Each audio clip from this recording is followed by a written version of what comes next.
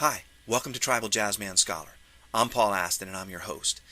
In this episode, we're going to be talking about how long human beings have been on this planet and how recently we changed the way we lived. I'm going to talk about how we left tribal hunting and gathering and how we became agricultural, built cities and towns, and how recently that happened. Now, the very first thing I need to say is that this represents a mathematical problem because the numbers we're talking about are huge. And while the human brain can manipulate numbers and calculate with numbers, we do not really conceptualize these large numbers. I mean, take a millionaire or a billionaire, they're both really rich. But I don't really know how much richer. I mean, I could say it's 1,000 times rich. I don't know how much money that is. I can't conceptualize those quantities. In fact, human beings, when you look at them in their more natural environment, and I like to think of tribal peoples as representing a more natural way for humans to live, only because we've lived that way for a very long time. Our ancestors lived that way. We evolved in that environment. So when we look at tribal people, we see they numerate very differently than us. They don't deal with big numbers. They don't numerate past 2 digits. In fact, there's a group in the Amazon, South America, a tribal group, the Yanomamo, who only numerate with 3 digits. They have a 1, a 2, and a more than 2. So I'm saying that to illustrate the fact that human beings do not organically grasp big numbers. So to get a sense of how long we've been here or how recently we left hunting and gathering, we need some tools. We need an analogy. We need a way to compress that timeline to see it in a way that's more visible to us. So I'm going to create a visible timeline. I'm going to start with this tool right here. This is an iPod. It's to represent the modern world that we live in. It's to represent agricultural peoples, domesticating crops and animals and living in towns and cities and differentiating labor and having nation states and empires. It's the world that we created and that we live in and that we've been in for 14,000 years. It seems like a long time. Pick up a history book. It doesn't talk about much else but that last 14,000 years. But our history is much longer than that, and that's what I hope to illustrate by introducing a second tool.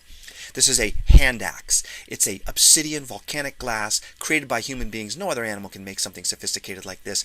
This has several functions. I'll tell you 3 of them. You can break up bones with it to get the marrow to grow a large brain.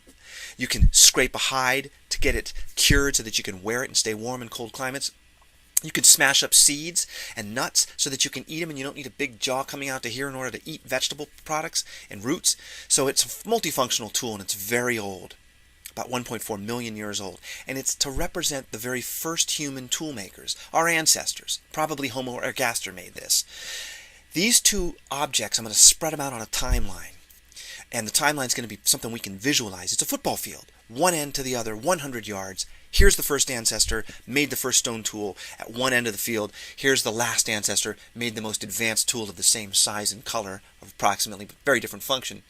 2010, there he is. She is. Anyway, 100 people in that timeline standing on the yard lines. The question, can you answer this question? At what point did these humans transition out of tribal living into agricultural living? At what point did we leave the nomadic Pleistocene environment of our ancestors and become sedentary agricultural townsfolk? When did that transition happen? Well, it just happened. In fact, only 1 person on that timeline lives in modern times. That's the last person on the timeline. 1% of our history have we lived agriculturally. 14,000 years ago, we invented agriculture. We discovered we could plant crops.